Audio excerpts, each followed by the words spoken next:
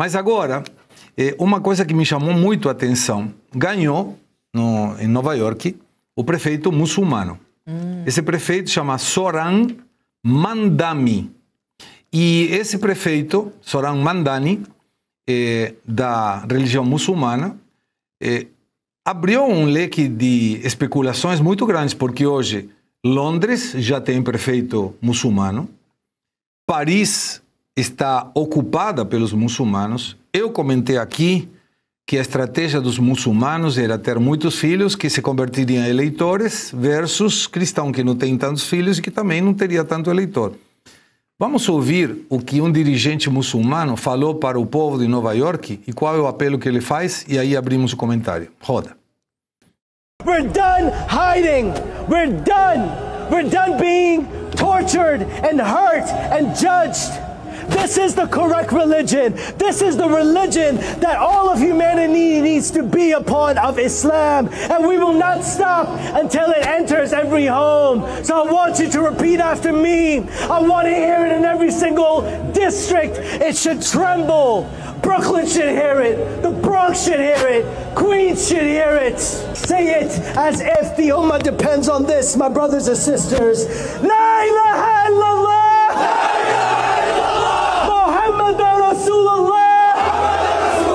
There is no God worthy of worship except Allah, the God of Jesus, the God of Moses, the God of Abraham, and the God of the last and final prophet Muhammad sallallahu alayhi wa sallam. E aí, Raquel? É de temer, hein? É desafiador, desafia completamente a política de Donald Trump. A gente está falando de Nova York, uma das cidades mais importantes, né, dos Estados Unidos, e ele vai colocar como marca, como fosse um logo mesmo, todas as premissas do islamismo, de todas as premissas realmente do que os muçulmanos sempre representaram. Eu acredito até que de forma injusta, porque não são todos que podem ser caracterizados dessa forma, como inimigos dos Estados Unidos, como aqueles que são caracterizados num balaio comum como terroristas, mas não tem como não sermos hipócritas e falar que existe sim uma xenofobia latente nos Estados Unidos, logo após os atentados contra das Torres Gêmeas, sim, contra os muçulmanos. E agora, irônico ou não, o poder está na mão novamente dos muçulmanos, que sempre estiveram na economia informal, na economia, por exemplo, nos táxis amarelos, nos mercados. Os muçulmanos também são parte da riqueza dos Estados Unidos. Luiz Arthur Nogueira, eu confesso que quando escuto o único Deus é Alá e esses apelos a fomos torturados, sinceramente eu não lembro muito. Eu vejo mais gente, Hamas, tá certo, não todos os muçulmanos são terroristas, não todos são agressivos, tem um monte de gente que não tem nada a ver com isso. Mas eu confesso que é uma sensação de temor, né? Porque está ocupando muito espaço político. Sem dúvida. É um desafio, como bem falou a Raquel, para o presidente Trump, acho que para todos os governantes. Eu sou a favor da liberdade, cada um escolhe a religião que quiser, mas de fato me incomoda quando alguém vem dizer que só o Deus dele vale, só o Deus dele existe, aí já começa a invadir na liberdade dos outros. Né? Acho que cada um com a sua religião, né? Deveria ser assim o mundo, mas infelizmente não é. Nova York é muito simbólico, porque, como bem lembrou a Raquel, houve o ataque às Torres Gêmeas, né? Com todo o desdobramento que a gente viu isso nos últimos 20, 30 anos. Há questão também envolvendo o fato de ser a maior cidade dos Estados Unidos, talvez a mais importante do mundo, né? Nova York, e agora assume um prefeito muçulmano que vai ter o desafio de governar uma cidade que tem que ser aberta para todos. Né? Agora, eu espero sinceramente que esse tipo de manifestação não se transforme daqui a pouco em violência, se transforme daqui a pouco em atentados, é disso que se trata. Então vamos ver qual vai ser o futuro de Nova York aí nos próximos 4 anos. Tiago.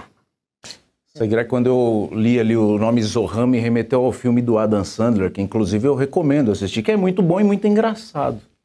Mas quando você vê um discurso desse é muito preocupante. E essa é a esquerda americana, diferente da esquerda brasileira. mas também com as suas similaridades muito próximas.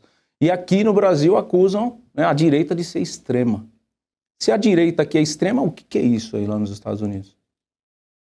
O Deus que você tem que seguir é Alá. Isso é extremo demais. E lá, diferentemente daqui, a cor que predomina na esquerda é o azul. Então tivemos a onda azul com o presidente nova-iorquino. É realmente muito preocupante, Segre. É muito preocupante, porque o mundo ele caminha para a direita, nos executivos, quando começa a dar certo, Milei no seu país, o Trump agora retomando aí, parando 2 guerras em 1 ano, e a gente vê discursos inflamados e gente aplaudindo isso. O mais preocupante não é uma pessoa falar no microfone, é ser aplaudido. Isso é o que me assusta. Aqui no Brasil acontece a mesma coisa. A gente vê várias barbaridades, vamos discutir muito aqui na pauta de hoje, mas tem gente que ainda vota a favor dessas barbaridades. Hoje está muito latente a questão do crime organizado infiltrado na política. Cada vez mais a gente vê discursos de deputado passando pano para bandido. Então está cada vez mais fácil. A gente tem uma bela delegada aqui, em todos os sentidos, bela de beleza, bela de conhecimento e bela de currículo, que eu vi aqui o dela. Mestre em filosofia, diretor de número, biógrafo e jornalista. Simples. Tem muito currículo. Então a gente vê pessoas da lei até infiltradas no meio disso aí, passando pano. Então no cargo público de deputado, você falar que o traficante não é terrorista, a gente vai chegar nessa parte. Mais ou menos isso que a gente viu agora ali. Muito preocupante. Suano, não tem um parecido com o que a esquerda faz? Sim, é idêntico. Segre, eu vou ser bem responsável no que eu vou falar, até deixando já claro qual é o meu posicionamento. Eu sou ocidental, gosto de ser ocidental, sou cristão e acho que o cristianismo é o caminho. Por que eu estou dizendo isso? Porque eu quero primeiro chegar a um ponto para dizer qual é o perigo, qual é o risco que está acontecendo neste momento da história. Primeiro, eu sempre digo em todas as palestras, quando vou analisar questões do Oriente Médio, ser árabe não significa ser muçulmano. Há árabes com todas as religiões. Ser muçulmano não significa ser fundamentalista, que é aquele que é mais ortodoxo. Existem os heterodoxos. E ser fundamentalista não significa ser terrorista. O terrorismo é uma escolha de alguns indivíduos. Isso significa que quando você lê o Corão, é possível ter várias interpretações? Só tem um detalhe. Está explícito no Corão que se defende a extinção ou aniquilação do infiel. Está explícito. Você pode interpretar que essa extinção, aniquilação, é por conquista, por sobreposição cultural, pode interpretar do que você quiser. Mas ali está explícito. De maneira que, diante do quadro, normalmente quem tem assumido o protagonismo dentro dos grupos muçulmanos são os radicais e alguns optam pelo terrorismo. Por qual razão eu estou dizendo isso? Quando você pega esses radicais, esses que optam pelo terrorismo, eles também desenvolveram estratégia de como tomar sociedades. Uma das formas como você elencou num determinado momento, dizendo o aumento populacional. Isso é um projeto de longo prazo. De curto prazo, como eles fazem? Apoiam exatamente as pautas daqueles que são contra os valores do Ocidente, porque usufrui dos benefícios das construções do Ocidente e usufrui exatamente da tolerância e do respeito que os cristãos têm por todos. E hoje a gente pode chamar isso de comunidade woke. O que eles fazem? Reproduzem o discurso woke. Por que é bom reproduzir o discurso woke? Porque quando o discurso woke diz assim, vamos respeitar o desejo da mulher em escolher se mata ou não a criança no ventre, o que esses radicais falam? E isso eu vi um vídeo de um cara que foi radical e assumiu que eles faziam. Não, nós temos que apoiar essa pessoa, porque são menos crianças nascendo do lado deles, porque nós não admitimos isso do nosso lado. Chegará um momento que nós teremos a maioria populacional. Além de optar e apoiar esse discurso woke, que é muito presente nas grandes cidades, por qual razão? Porque as grandes cidades propiciam possibilidades materiais para que todos consigam ter mais independência e autonomia do que nas cidades pequenas, em que todos dependem de todos. As pessoas precisam se conhecer e se respeitar os valores. Nas cidades grandes, não. Além do discurso woke, o que este senhor que ocupou agora, vai ocupar a carreira de prefeito lá em Nova York, fez? Defendeu a pauta da esquerda radical marxista. Ele disse, transporte gratuito, tem que ter uma série de coisas que é o Estado que tem que dar, uma educação, mas ele não fala qual é o conteúdo da educação. Ele reproduziu o discurso demagógico da esquerda marxista, em especial nos Estados Unidos, corporificado no Partido Democrata, que é um partido que cada vez mais cai no mais profundo poço da sujeira. reproduziu, despertou que ele é democrata. Junta o woke com o democrata, com o Partido Democrata e as pautas da esquerda marxista, ele conseguiu conquistar aquela população mais pobre que busca soluções imediatas com a demagogia típica da esquerda e tendo o respaldo daquele, não, mas são os ocidentais que gostam. Não, não são os ocidentais. É a deturpação e a sujeira dentro do Ocidente, que se corporificou no que nós chamamos de comunidade woke. Aí ele avança.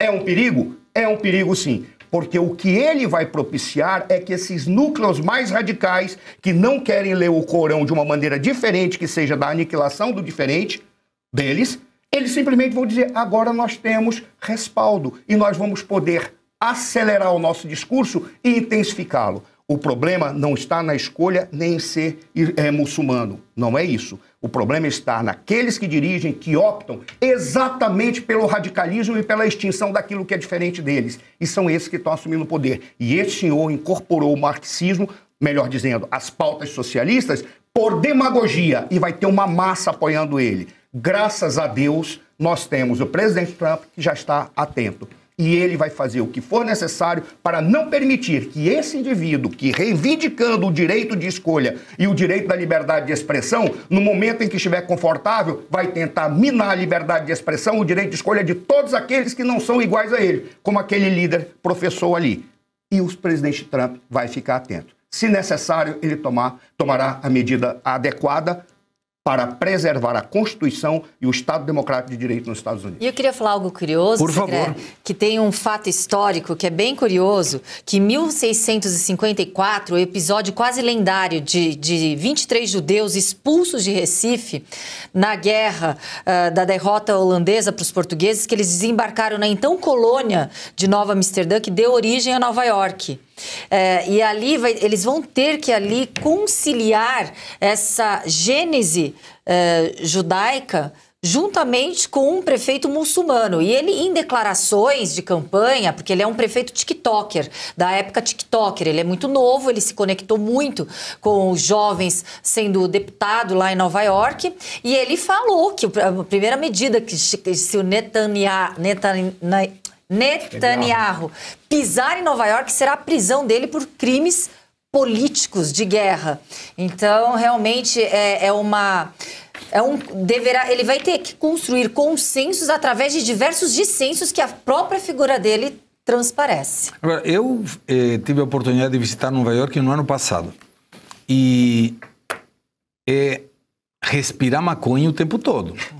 Você sai chapado. Você anda 2 quarteirões e termina assim.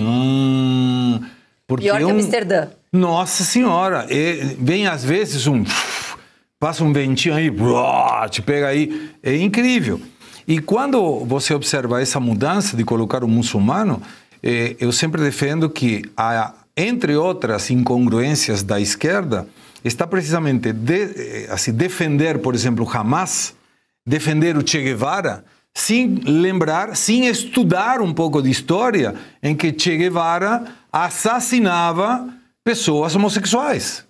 Mas a esquerda defende. Uhum. Aí você vê, escolhe aí, vai um pouquinho de história e veja como era todo o Meio Oriente, o Oriente Médio, antes que os muçulmanos ocupassem um espaço. As mulheres tinham liberdade, hoje não tem. Uhum. E aí, você, mulher que é da esquerda, vai defender isso também? Porque tem alguma coisa que não bate.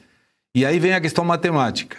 A esquerda, em função de assistencialismo social, que defende para você ter 4 filhos, são 4 filhos ou 3 filhos de uma família, não tem Bolsa Família, porque o ingresso individual não dá o mínimo, R$218.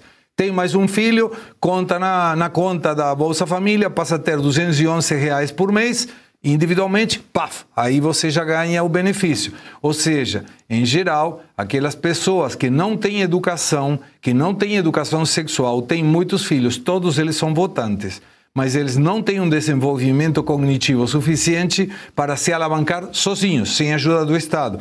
Essa é a proposta. Muçulmanos fazem a mesma coisa. E não é uma questão que fala mal dos muçulmanos. É uma questão estratégica. E está funcionando.